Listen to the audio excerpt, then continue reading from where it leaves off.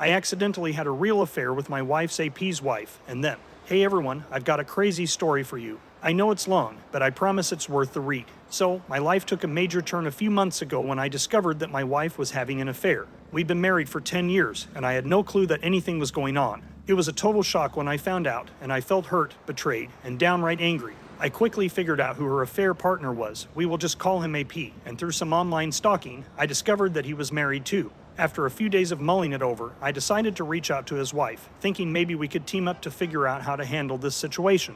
I really wanted to get some revenge and had read so many stories about creative ways to do that I had really worked myself up and was genuinely looking forward to dropping the hammer hard. I wasn't sure what to expect, but I definitely didn't expect what happened next. I messaged her on Facebook, and we agreed to meet up at a coffee shop to talk about our cheating spouses. We chose a night when my wife was going to be going out shopping with her friends in the city, which was about 2 hours away. It just so happens that he too was going to the city with the boys. Imagine that. What a coincidence. I knew she wouldn't be home until 1 or 2 a.m., so I told my wife that I was getting a sitter for the kiddos and was going to go bowling and out to eat with my brother for the evening. I called him and filled him in on the whole situation, and he agreed to be my alibi. Our sitter came over and I told her I'd be back around 1 a.m. She is super sweet and the kids love her, so I felt comfortable and relaxed, knowing they would be well taken care of.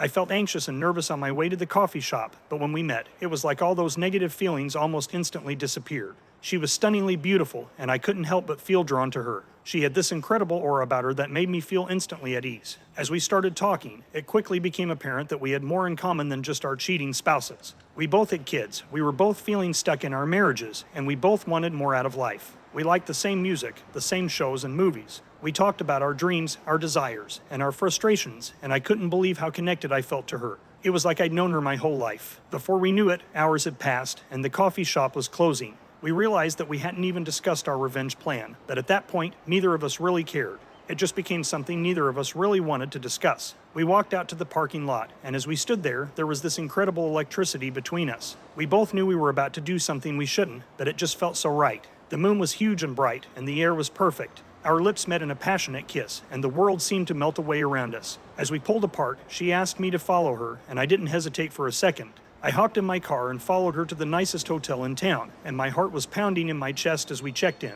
We made our way to the elevator and up to the top floor to a beautiful suite. The room was huge, and we pulled back the curtains just enough to bring in some of that moonlight. That night, we made love, and it was the most intense, fulfilling experience I'd ever had. She told me that she and her husband hadn't been intimate in months, and I could see the pain in her eyes. But there, in that beautiful hotel suite, we found something neither of us had felt in a long time: true passion and connection.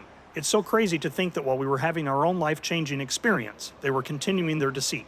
I mean, I know what we did wasn't exactly honest, but we were being honest and true to ourselves in that moment and in the midst of our circumstances. As we lay in each other's arms, we talked about what had happened and what it meant for our future. We both knew that what we had done was wrong, but in a way, it felt like the playing field had been leveled.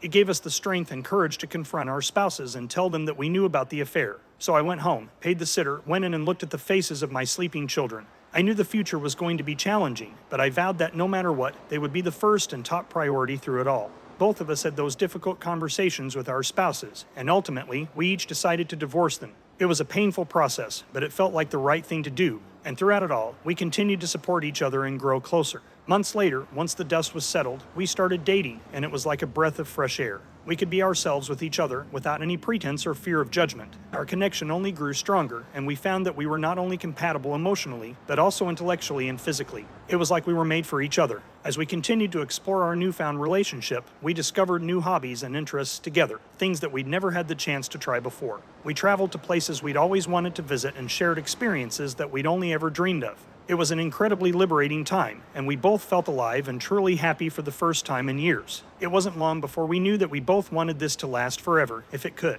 So I asked her to marry me, and she said yes. Our kids, too, benefited from this change. They were all initially confused and upset by the divorce and by the fact that their parents were dating someone who wasn't their mother or father. However, as we all got to be around each other and the kids saw how much happier we were, they began to understand and even embrace the new family dynamic.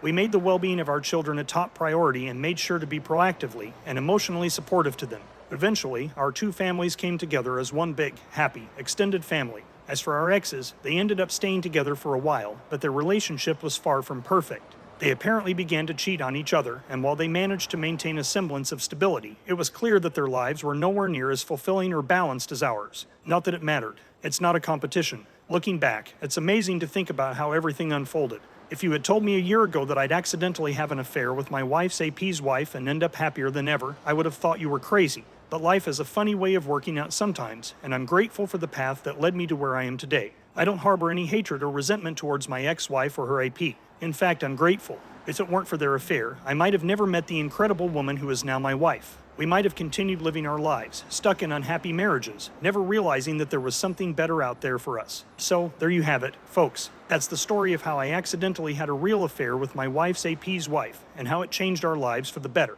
Well dang, what a way to end. What do you make of this? Let us know your thoughts and opinions in the comments section below. When you subscribe, be sure to click the notification bell. Click here for more Tangled threads.